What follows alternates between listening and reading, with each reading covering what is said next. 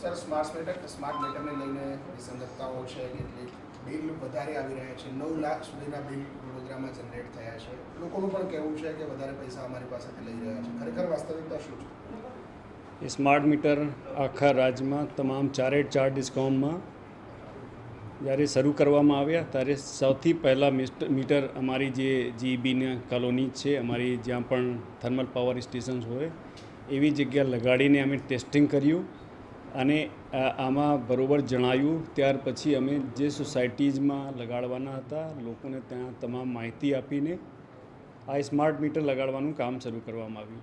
Smart meter જે રીતે નામ સજેસ્ટ કરે છે વધારે સારો મીટર છે, આની એક્યુરેસી વધારે છે, આમાં વધારે ફંક્શનાલિટી છે.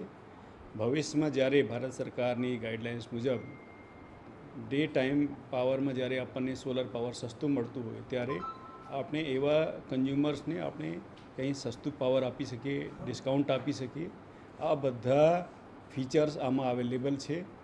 એટલે લોકો એમના વીજ વપરાશની રિયલ ટાઈમ ઇન્ફોર્મેશન જોઈ શકે, મોબાઈલથી જોઈ શકે, ઘરે બેસા રિચાર્જ કરી શકે, અથવા તો ઓફિસમાં હોય ગમે ત્યાં ફરતા હોય ત્યારે પણ ખરેખર એમનું કેટલું વપરાશ છે આ બધું જોઈ શકે. જ્યારે આપણે ટેકનોલોજીમાં સતત સુધારા થતા હોય તો આપણે એડવાન્સ સિસ્ટમ તરફ જઈએ છીએ. આ જ રીતનું મીટર છે, આમાં કોઈ ખામી નથી. અમે બધી કાળજી રાખી છે, ચકાસણી કરી છે અને 100% ખાતરી કર્યા પછી જ અમે આગળ વધ્યા છીએ. રાજ્યમાં આશરે 50,000 મીટર લગાડવામાં આવ્યા. આમાં કોઈ વાંધો ન હતો. કેટલાક લોકોએ કદાચ એમને ગેરસમજ થઈ હોય, આ માટે એમને આ રીતના મેસેજ વાયરલ કર્યા. અમે આ તમામ કેસોમાં ચેક કરાવ્યું, કોઈ પણ વિસંગતતા જોવા નથી મળી. અમે ચેલેન્જ સાથે કહીએ છીએ આ સ્માર્ટ મીટર વધારે સારો મીટર છે અને લોકોને ફાયદો થાય આ આશાથી લગાડવામાં આવી રહ્યું છે. અને હવે આ તબક્કે જ્યારે લોકોનો વિરોધ થયું છે, અમે આ પણ કહેવા માંગીએ છીએ કે અમે લોકોનો વિશ્વાસ જીતીને જ આગળ વધશું. કોઈને ત્યાં અમે જબરન આ લગાડવાના નથી. અત્યારે અમે તમામ સરકારી કચેરીઓમાં જ્યાં લોકો ફ્રિકવન્ટલી વિઝિટ કરતા હોય, કલેક્ટર ઓફિસ, મામલતદાર ઓફિસ, પ્રાંત ઓફિસ, ત્યાં જઈને બંને મીટર ચાલુ રાખશું, જૂનું મીટર અને સ્માર્ટ મીટર, અને લોકો શાંતિથી જોઈ શકે કે આમાં બંનેમાં રીડિંગ સરખી જ છે. તો આ રીતે લોકોમાં વિશ્વાસ બેસશે. લોકોને વિશ્વાસ કરાવીને જ આગળ વધશું, કેમ કે એમના હિત માટે આ કામ થઈ રહ્યું છે.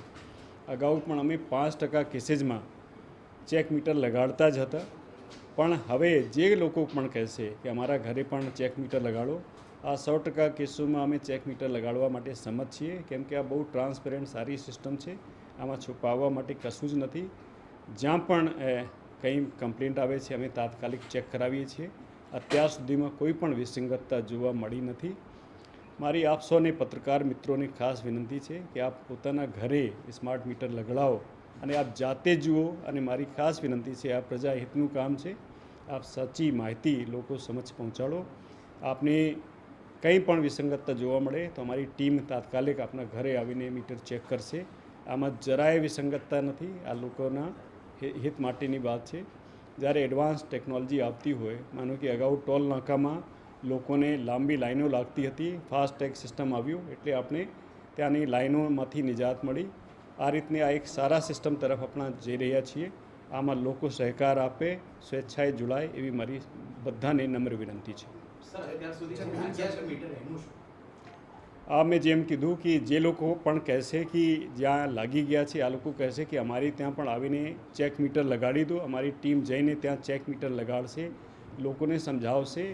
અને જે અગાઉ જે જૂનું બેલેન્સ હતું, માનો કે આજે મીટર બદલવામાં આવ્યું હોય તો કોઈનું 1 મહિનાનું 2 મહિનાનું બિલ પેન્ડિંગ હતું, આ બિલ અમે 6 મહિનામાં ઇક્વલ EMIમાં લેતા હતા. કોઈનું 1800 રૂપિયા પેન્ડિંગ હોય એટલે 10 રૂપિયા દરરોજનું કપાતું હતું. હવે નિર્ણય કર્યું છે કે આ એક સાથે બિલ આપી દેવામાં આવશે અને આ લોકોને ટાઈમ આપવામાં આવશે પૂરતું કે આ લોકો જૂનું બિલ ભરી શકે. એટલે આમાં જૂના બિલની રકમ અને નવા સ્માર્ટ મીટરમાં પ્રીપેડની રકમ સાથે કપાય છે. એટલે કોઈને લાગતું હતું કે અમારું બિલ વધારે કદાચ આવે છે. એટલે જે પણ આમાં ગેરસમજણ ઊભી થઈ છે, આમાં કેટલાક પરિબળો હતા. આ અમે સિમ્પ્લિફાઈ કરવા જઈ રહ્યા છીએ, જેથી લોકોને બિલકુલ સરળતા રહે કેલ્ક્યુલેટ કરવામાં. આજે આ પણ સમજવા જેવું છે કે આ જે ટેરિફ છે, આ શરૂઆતમાં ઓછું હોય છે, 50 યુનિટ સુધી રેટ ઓછું હોય, ત્યાર પછી વપરાશ વધે એટલે સ્લેબ વાઇઝ વધતું હોય છે. આ પણ સમજવું પડશે કે કઈ રીતે આ સ્લેબ્સમાં વધે છે. જેનું વપરાશ વધારે છે એમને વધારે બિલ મળતું હોય. એટલે કોઈને લાગે કે મેં 50 યુનિટ સુધી વાપરી એટલે આટલા રૂપિયા કપાયા, ત્યાર પછી યુનિટ માં વપરાણી ત્યારે મારું વધારે કપાણું, કેમ કે આ રીતનું ટેરિફ છે. આજે પણ આ જ રીતનું ટેરિફ છે, આમાં કોઈ ફેરફાર નથી. પણ જેની વપરાશ ઓછી છે એમને માટે સસ્તું ટેરિફ છે. એટલે આ આખું ટેરિફ સ્ટ્રક્ચર સમજીને લોકોએ વિચારણા કરે અને આપની સગવડ માટે છે, આમાં સંશય માટે કોઈ સ્થાન નથી. મારી આપ સૌને નમ્ર વિનંતી છે કે આપ આ સ્વીકારો અને આપને સંતોષ થશે તો જ અમે આગળ વધશું.